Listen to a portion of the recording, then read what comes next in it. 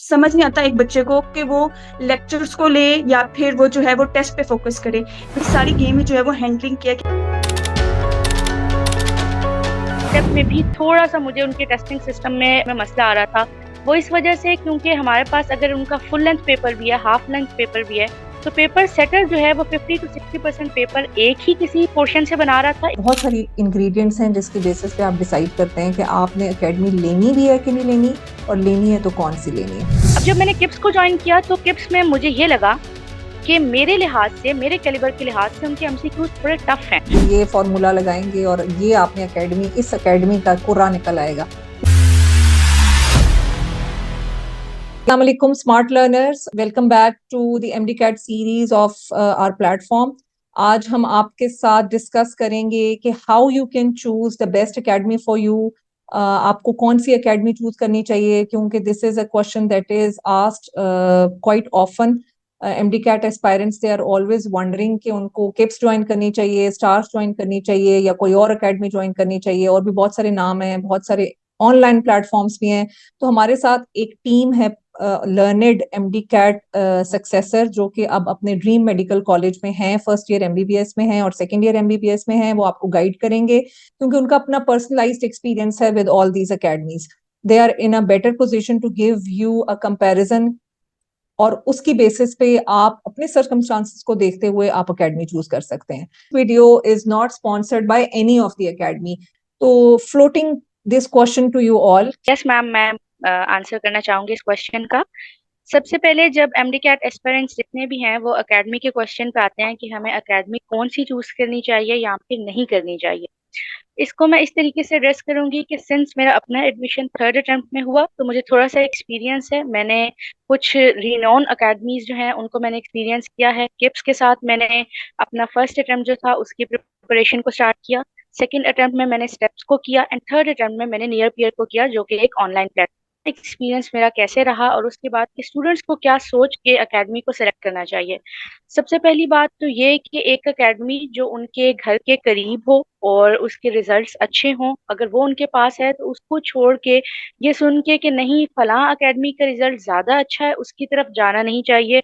क्योंकि आप अगर ज्यादा ट्रेवल के अंदर अपना टाइम जाया कर रहे हैं और आप देख रहे हैं तो आप एग्जॉस्ट ज्यादा होते हैं और आप अच्छे तरीके से अपने सेल्फ स्टडी को जो है वो टाइम नहीं दे सकते हैं।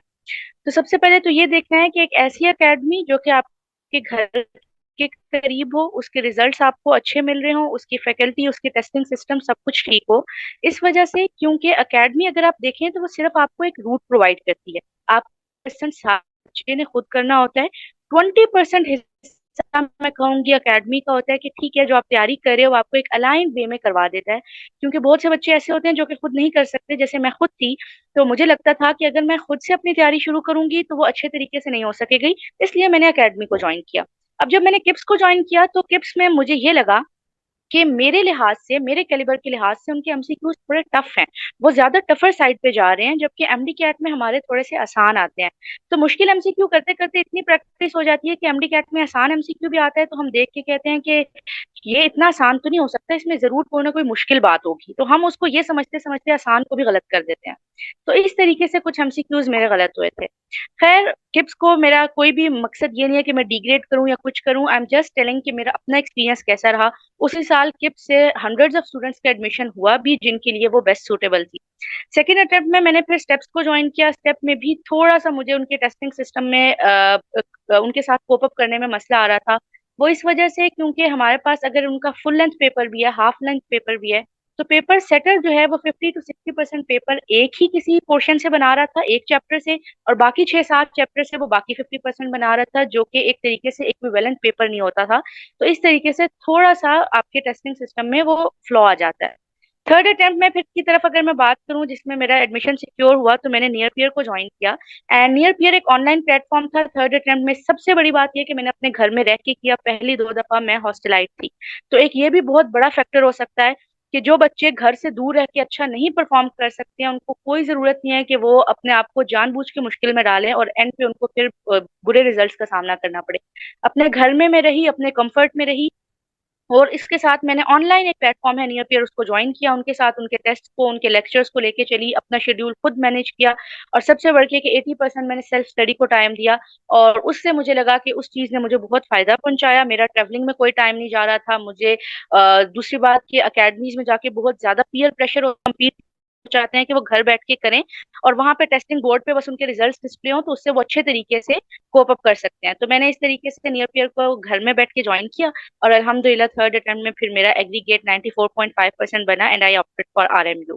Thank you Laiba. चीज लाइबा ने बताई ना, उसको मैं भी एम्फेसाइज करूंगी कि बहुत सारे बच्चे मुझे पता है जिनके अपने शहरों में जहाँ वो जिनकी रेजिडेंस होती है वहां पे उनकी एकेडमीज नहीं होती हैं अच्छी, तो वो हॉस्टल में जाके रहते हैं या किसी रिलेटिव के पास रहते हैं, पिंडी में, इस्लामाबाद में, लाहौर में और बहुत सारे और शहरों में जाकर रहते हैं। तो वो एक, जब आप अपने कंफर्ट से डिस्प्लेस होते हैं तो ऑब्वियसली आपका टाइम, आपका स्ट्रेस भी होता है, आपका टाइम और बहुत सारे ऐसे कामों में निकल जाता है, जो घर में आपको सपोर्ट मिलती है वो नहीं मिल पाती। तो अब तो बहुत सारे और प्लेटफॉर्म्स भी आ गए हैं, और अभी जैसे आप हमारी सीरीज फॉलो कर रहे होंगे और आपने पहले भी हमारी वीडियोस देखी हैं, बहुत सारे ऐसे बच्चे भी हैं जो कि सेल्फ स्टडी की बेसिस पे बगैर किसी एकेडमी के भी पढ़ के आगे गए हैं। तो ये लेकिन कुछ बच्चे होते हैं जिनको एकेडमी का एनवायरनमेंट चाहिए होता है, उनको वो एक कंपटीशन चाहिए होता है, उनको पीयर प्रेशर भी चाहिए होता है, देन दे परफॉर्म बेटर। तो आप में से बाकी लोग जो अपना एक्सपीरियंस अगर शेयर करना चाहें या कुछ कहना चाहें, लाइबा की बात को आगे ऐड ऑन करना चाहें। आई वाज सेइंग कि जस्ट एज लाइबा ने बताया है कि कुछ बच्चे होते हैं कि जो अकेडमी के पीयर प्रेशर को हैंडल नहीं कर सकते हैं, उसके साथ अपनी पढ़ाई को लेके नहीं चल सकते हैं। तो I was talking about myself, I was somebody who wanted that competition just to get going, because just as Laiba मेरा भी थर्ड अटेम्प्ट में एडमिशन हुआ है। So in the first and second attempt I had we can say considerably low peer pressure, low competition, and as a result of that, मैं यही सोचती थी कि maybe like it's a piece of cake and I'll get through it. But जब मेरा 2 attempts में नहीं हुआ, and then I finally got into KIPS and I got to know कि कितने बच्चे compete कर रहे हैं, how hard they're studying. तो मेरा hard work करने की जो will थी वो ज़्यादा बढ़ी, and then I actually did better than the past 2 years, and I got admission as well, alhamdulillah. So for the competition part, if somebody wants it, I would suggest it doesn't matter, you have to go to the hospital, stay away from the home, or whatever you have to do, you should do it, because life, you get life once, and I guess you should give everything a shot, whatever is required to get you to that particular point. अब देखें, दो different point of views आ गए हैं। It depends, अब हम जो audience हमें देख रही है, जो एमडी कैट एस्पायरेंट्स हमें देख रहे हैं, अब हर बच्चे को खुद का पता होता है कि वो कितना बेटर, कुछ लोग होते हैं वो बहुत जल्दी होम सिक हो जाते हैं, कुछ लोग होते हैं वो हॉस्टल एनवायरनमेंट में भी सरवाइव कर जाते हैं, रफ एंड टफ होते हैं। It all depends upon you. अब जैसे फातिमा का अपना एक स्टांस है, लाइबा का अपना एक स्टांस है, और हमारा इस वीडियो का मकसद भी यही है कि हम आपके सामने ये सारे पॉइंट ऑफ व्यूज रखते हैं, डिफरेंट तरह के पर्सपेक्टिव्स रखते हैं, and the decision would be yours. हम सिर्फ उसको फैसिलिटेट कर सकते हैं, और हम आपको एक गाइडेंस दे सकते हैं, उन लोगों का एक्सपीरियंस शेयर कर सकते हैं जो इसी जर्नी से पहले गुजर चुके हैं। जी ज़ारा, आप क्या कहना चाह रही हैं? मैं लाइबा और फातिमा के साथ एग्री करना चाहती थी। लाइक आपकी ड्राइव आपको किस चीज से मिलती है, इस बात पे ये बहुत लाइक इस बात पे आपका आपको अपना डिसीजन इस बात पे बनाना चाहिए, बिकॉज जिस तरह फातिमा को भी फ्रॉम लाइक कंपटीशन उसको अपनी ड्राइव मिल रही थी, सेम मेरे साथ भी यही केस था। सो आई हैड द ऑप्शन, क्योंकि मैं पिंडी में ही थी, तो एंड मैंने डिसीजन ले लिया था कि मैं किप्स जाऊंगी। So I had the option between 6th road और Saddar KIPS, but I chose Saddar KIPS even though it was newer, क्योंकि मेरे सारा कॉलेज मोस्टली वहाँ ही आता था, एंड सो आई कुड जज के जो जो जो बच्चे कॉलेज में मेरे साथ थे, जिनसे मेरा नॉर्मली कंपटीशन था, वो कैसा कर रहे हैं और मुझे कितना और इम्प्रूव करना है उसको उस पॉइंट पे पहुंचने के लिए कि मैं उनसे बेहतर कर सकूं। सेकेंडली ये बात थी कि एकेडमी चूज करते हुए आई थॉट कि टेस्टिंग मुझे बहुत हेल्प करती है, कि मैं कंटिन्यूअसली अपने आप को टेस्ट करती रहूं ताकि मुझे पता चले कि मेरा प्रोग्रेस क्या है। सो आई थॉट कि जिस एकेडमी में मैं जा रही थी वो मुझे फैसिलिटेट करता है सेंस में, मुझे हर रोज एक लाइक मेरे ऊपर ये प्रेशर होता था कि मुझे टेस्ट में इम्प्रूव करना है। And eventually by the and I knew कि मेरे जो एकेडमी के भी स्कोर्स थे वैसे आ रहे थे कि मेरे एमडी कैट के भी स्कोर्स उसके आसपास ही था। सो आई फील लाइक ये दो चीजें while choosing an academy is very important, were very important. मुझे लगता है कि स्टूडेंट्स को पहले फिगर आउट करना चाहिए कि वो अपने काम कर सकते हैं कंपटीशन में, अंडर प्रेशर ज्यादा अच्छा काम कर सकते हैं या इंडिपेंडेंटली ज्यादा अच्छा। मुझे ऐसा फील होता है कि मुझे थोड़ा देर हो गई थी अपने लिए फिगर आउट करने में, क्योंकि फर्स्ट अटेम्प्ट में मैंने जब अकेडमी ज्वाइन की थी स्टार्स, तो वो ज्वाइन तो मैंने इसीलिए, वो वाली मैंने इसलिए सेलेक्ट की थी क्योंकि वो मेरे अपने सिटी में थी। वो मेरे लिए इशू नहीं था क्योंकि दोनों ही जो स्टार्स और फिक्स है दोनों ही अच्छी थी, तो मैंने ये प्रेफर किया कि जो मेरे सिटी में है मैं वही चूज करूँ। तो स्टार किप्स का भी खुला नहीं था कैंपस जेहलम में, तो स्टार्स का खुला था तो मैंने वो ज्वाइन की। अच्छा, फिर वो ज्वाइन करके जो सेकंड अटेम्प्ट में जो डिफरेंस फील किया वो मैंने यही किया कि शायद वो जो ट्रेवलिंग में और वो जो कंपटीशन है उससे मैं इतना अच्छा परफॉर्म नहीं कर पा रही हूँ जितना, क्योंकि सेकंड अटेम्प्ट में मैंने अकेडमी ज्वाइन नहीं की थी, घर में ही तैयारी की थी। तो मैंने ये फील किया कि मैं जो हूँ वो इंडिपेंडेंटली ज्यादा अच्छा परफॉर्म कर पा रही हूँ। तो एक ये और दूसरा ये भी एक मेरे मुझे इशू आ रहा था कि अगर जब आप अकेडमी ज्वाइन करते हैं तो आपको एक स्केड्यूल फॉलो करना पड़ता है। नहीं, आप अकेडमी यूजली सुबह के टाइम पर ही होती है, तो कुछ बच्चे होते हैं जो सुबह को अच्छा पढ़ सकते हैं, कुछ होते हैं रात को। मैं रात को ज्यादा अच्छा पढ़ पाती थी, तो मुझे फिर सेकंड में यही फील हुआ सेकंड अटेम्प्ट में कि क्योंकि कोई रिस्ट्रिक्शन नहीं थी एकेडमी की, तो मैं अपनी मर्जी से मैंने अपना स्केड्यूल सेट किया हुआ था जिसमें मैं रात को पढ़ती थी और सुबह को मैं सोती थी। तो ये भी मुझे लगता है कि अकेडमी ज्वाइन करते हुए ये भी आप रखो कि आप फिगर आउट करो कि आप किस तरह ईज में हो। अगर आप एक स्ट्रिक्टली स्केड्यूल को फॉलो कर सकते हो तो आप ज्वाइन करो, वरना फिर आप जरूरी नहीं है कि आप जिस तरह आपको इजी लगे, आप घर में अगर इजी हो तो आप घर में भी तैयारी कर सकते हो। So ultimately, it is a personalized journey. Now, it depends. It varies from person to person. It's not just, let's say, it one shoe does size does not fit all वाली बात ही है कि एक कोई खास फॉर्मूला नहीं है कि जो हम दे दें और आप उससे बेसिस पे डिसाइड कर लें कि जी ये फॉर्मूला लगाएंगे और ये आपने अकेडमी इस अकेडमी का कुर्रा निकल आएगा। ये आपने खुद डिसीजन करना है based upon your own preferences.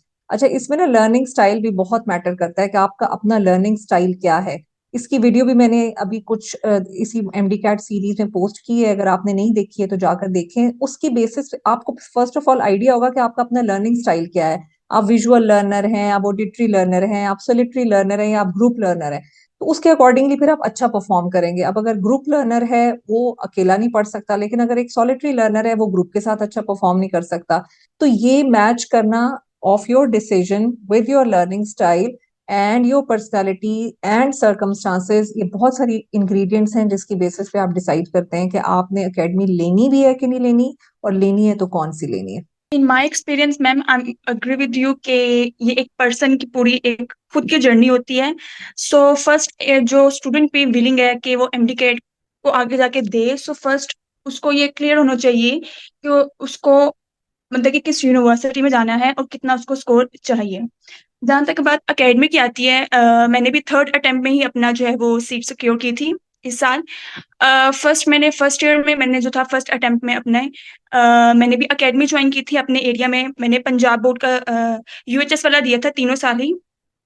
और फर्स्ट अटेम्प्ट में अगर मैं बात करती हूँ तो आई थिंक सो मुझे लगता है कि मुझे उस तरह से गाइडेंस नहीं मिली अपनी एकेडमी की तरफ से या फिर कि एमडीकेट चीज क्या है। सो स्टूडेंट्स को फर्स्ट ऑफ ऑल ये पता नहीं होता, वो अपनी उस 4 साल की जो जर्नी है 9th 10th फर्स्ट और सेकंड ईयर जहाँ उनको मार्क्स मिल रहे हैं 1000+ मार्क्स आ रहे हैं, और हर बच्चा ये समझ रहा होता है कि यस वो तो अब एमडीकेट तो मतलब कि एक पीस ऑफ केक है और वो कर लेगा। बट वो एक प्रॉपर डिफरेंट चीज होती है जिसके बारे में स्टूडेंट को सबसे पहले गाइडेंस प्रॉपर मिलनी चाहिए कि एमडीकेट क्या है, उसका पैटर्न क्या है पेपर का, उस पे वहां पर प्रेशर को कैसे हैंडल करना है, आपकी तैयारी कैसे होनी चाहिए, वो एक अलग मैटर है। सेकेंड, जब मेरा फर्स्ट अटेम्प्ट में नहीं हुआ देन आई वाज डिसाइडेड कि मैं एक गो और दूं, तो सेकेंड में मैंने सेल्फ स्टडी स्टार्ट की। सेकेंड में मैंने यही सोचा कि मैं खुद कर सकती हूँ एंड मैंने वही कंटिन्यू किया। But at the and I feel that कि मुझे अपना जो मैंने जितना भी खुद अपने आप को जितना भी दिया है टाइम, मुझे उसको टेस्ट करना भी चाहिए। तो उसको टेस्ट करने के लिए मैंने लास्ट के 2 मंथ्स में जो थी वो अलनूर एकेडमी थी मेरे करीब ही थी वहां पर, तो मैंने उसको ज्वाइन किया। वहां से मुझे ये मिला कि मैंने वहां से गेन आउट नहीं किया, बिकॉज सुबह टाइम में लेक्चर्स देती थी, टेस्ट देती थी, तो समझ नहीं आता एक बच्चे को कि वो लेक्चर्स को ले या फिर वो जो है वो टेस्ट पे फोकस करे, बिकॉज वो दो वे का एक काम हो जाता है जो बच्चे से हैंडल नहीं होता। और ये सारी गेम ही जो है वो हैंडलिंग किया कि आपने काम को किस तरह बैलेंस करना है, अपनी हेल्थ को किस तरह से बैलेंस करना है, आपने जो टेस्ट है उसको किस तरह से बैलेंस करना है। डे बाय डे आपका टेस्ट होता है और आपका अगर स्कोर नहीं आ रहा तो आप मेंटली जो है बहुत ज्यादा एग्जॉस्ट हो जाते हो। सो ये सब चीजें मिलकर जो है आपको एक प्रेशर फुल ऑन देती हैं कि अब आप किस डायरेक्शन में जाओ। सो जब सेकेंड अटेम्प्ट में नहीं होता, थर्ड अटेम्प्ट में मैंने प्रॉपर बैठ कर अपना जो है वो सारा सेट किया कि प्रॉब्लम कहाँ पे आ रहे हैं। तो मैंने फिर से सेल्फ स्टडी में आई, बिकॉज वहां पे जो अकेडमिक्स का जो प्रेशर होता है वो सर आपको सिखा रहे होते हैं, और आई थिंक सो उनका काम भी सिर्फ यही होता है कि आपको सिलेबस कवर करवाया जाए। ये आपने खुद मतलब कि डिस्कवर करना होता है कि किस तरह से आपने चलना है और बाकियों के साथ, मतलब कि जो सिस्टम चल रहा है लाइक यूएचएस का, जैसे ये जो फेडरल बोर्ड वालों का जो पेपर होता है, जो सब कह रहे थे कि डिफरेंट होता है, वो ऑब्वियसली बात है डिफरेंट है, but it up to you कि आप जो है वो किस ड्राइव के साथ चल रहे हो। पेपर वाज चाहे वो इजी हो चाहे वो मुश्किल हो, वो इतना मैटर नहीं करता अगर आपकी तैयारी फुल है। सो थर्ड अटेम्प्ट में मैंने जब अपनी सेल्फ स्टडी की तो मैंने यूनिक अकेडमी की जो थी जस्ट टेस्ट सिस्टम को ज्वाइन किया। और उस टेस्ट सिस्टम को जो मैंने ज्वाइन किया तो मैंने अपनी प्रॉपर 2 दफा रिवीजन कर चुकी थी। तो जब मैंने एकेडमी ज्वाइन की तो वहां पर मैंने फुल ऑन जो था, जो टीचर्स कहते थे, और उस लास्ट मंथ में टीचर्स का सिर्फ एक ही था कि आपने जो हम आपको टेस्ट करवा रहे हैं आपने घर जाकर जस्ट उसको ही रिवीजन देना है, कुछ एक्स्ट्रा पढ़ने की जरूरत नहीं है। तो मैंने वहां पे फुल ऑन रहकर जो टीचर ने गाइड किया मैंने फुल ऑन वही किया। नथिंग, मैंने कोई एक्स्ट्रा चीज नहीं की, सिलेबस से आउट ऑफ नहीं की, जो अकेडमी ने गाइड किया प्रॉपर वो किया, एंड मैंने थर्ड अटेम्प्ट में अपना सिक्योर किया।